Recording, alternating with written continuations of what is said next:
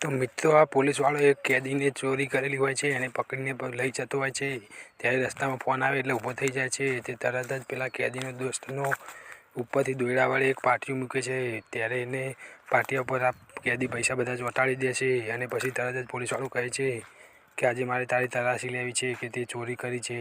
ત્યારે પેલો પોલીસવાળો કહે છે કે તારું આ શર્ટ ઉપર કર, તે તારા પેટ ઉપર પૈસા ચોંટાડ્યા છે અને ચોરી બધી કરી છે.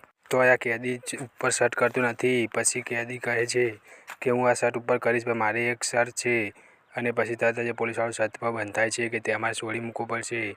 ત્યારે કેદી તો શર્ટ ઊંચો કરીને નાચવા માંડે છે અને પછી પેલો પોલીસવાળો જે એની ચેક કરે છે તો પૈસા નથી હોતા.